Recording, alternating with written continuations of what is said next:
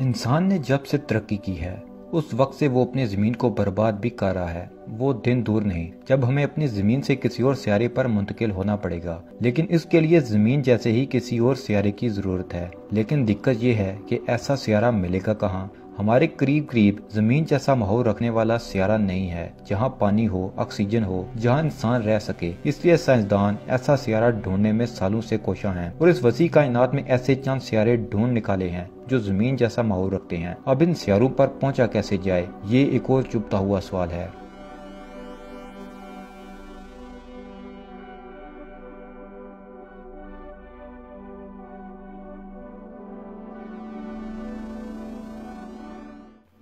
नए सियारों की खोज में भेजे गए खलाई जहाज ने, जिसे केपलर खलाई मिशन कहा जाता है, ने हजारों सियारे दरियाफ्त किए हैं।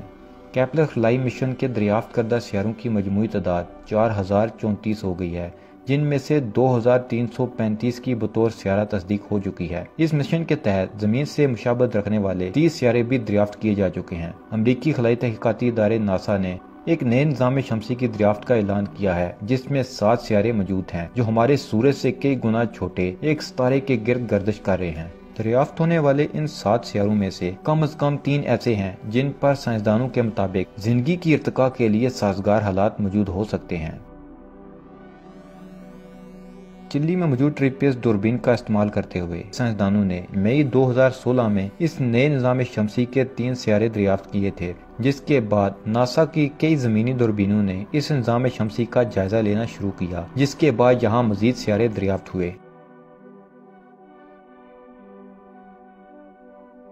क्योंकि सियारों की अपनी कोई रोशनी नहीं होती और वो सितारों की रोशनी मुनक्कस करते हैं, इसलिए इन्हें बराह रास्त देखना बहुत मुश्किल होता है। निज़ाम शमसी से बाहर मौजूद दीगर सियारों की तलाश के लिए आमतौर पर जो तरीका इस्तेमाल किया जाता है उसे ट्रांजिट फोटोमेट्री कहा जाता है। जब भी कोई सियारा अपने सितारे के गिर्द गर्दिश करते हुए उसके सामने से गुजरता है तो इस सितारे से हम तक आने वाली रोशनी में कुछ कमी वाक़या होती है। अगर आप ये हिसाब लगा लें कि इस सितारे की रोशनी में ये जवाल एक मखसूस अरसे के बाद बार बार आ रहा है, तो इस बात का कवी इम्कान है कि वहाँ कोई सियारा मौजूद है जो इस सितारे के सामने से बार बार गुजरता है और उसकी रोशनी में गिरावट का सबब बनता है। अगर ऐसे मामले में सितारा बड़ा है और सियारा छोटा है तो उसकी रोशनी में गिरावट बहुत मामूली सी होती है, मगर उसका पता लगाया जा सकता है। इसी तरह अगर सियारा बड़ा और सितारा छोटा हो तो उसकी रोशनी में काफी गिरावट होती है। इस तरीके का इस्तेमाल करते हुए इस सितारे और सियारे दोनों के हुजूम का दुरुस्त हिसाब लगाया जा सकता है। सियारे का फासला नापने के लिए साइंसदान ये देखते हैं कि रोशनी में होने वाली गिरावट कितनी देर तक बाकी रहती है। जो भी चीज किसी मरकज के गिर्द गर्दिश कर रही हो वो मरकज से जितनी दूर होगी उसे अपना चक्कर मुकम्मल करने में उतना वक्त लगेगा। चुनाचे रोशनी में होने वाली गिरावट के दौरानिये का हिसाब लगाकर साइंसदान ये भी बता सकते हैं कि वो सियारा अपने सितारे से कितने फासले पर मौजूद है।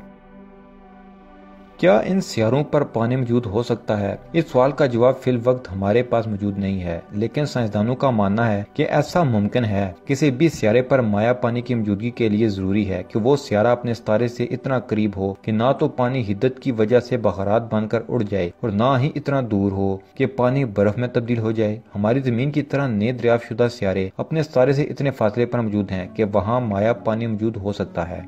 अब सवाल ये उठता है कि क्या वहाँ जिंदगी मौजूद है? अब इन सियारों के मुतालिक ज्यादा मालूमात मौजूद नहीं है, लेकिन हमारे पास चंद ऐसे इशारे हैं जिनकी मदद से हम ये अंदाजा जरूर लगा सकते हैं कि किस तरह के सियारों पर जिंदगी पनप सकती है और किन पर नहीं। जमीन पर जिंदगी के पनपने के लिए जरूरी है कि ऑक्सीजन दस्तयाब हो। अगर हमें इन सियारों पर ऑक्सीजन की मौजूदगी के आसार मिलते हैं तो वहाँ हम जिंदगी के पनपने की तवक्को भी कर सकते हैं। इस तरह के सियारों की दरियाफ्त यूं तो कोई नई बात नहीं। ऐसे सैकड़ों सियारे हैं जिन पर जिंदगी के पनपने के लिए साजगार हालात मौजूद हैं, मगर इस नई दरियाफ्त की खास बात यह है कि आज तक ऐसे उक्का दुक्का सियारे तो दरियाफ्त होते रहे हैं, मगर ये पहला मौका है जब ऐसा पूरा निज़ाम शमसी एक साथ दरियाफ्त किया गया है जिसके सियारों के बारे में इम्कान है कि वो जिंदगी के पनपने के लिए साजगार हालात रखते हैं।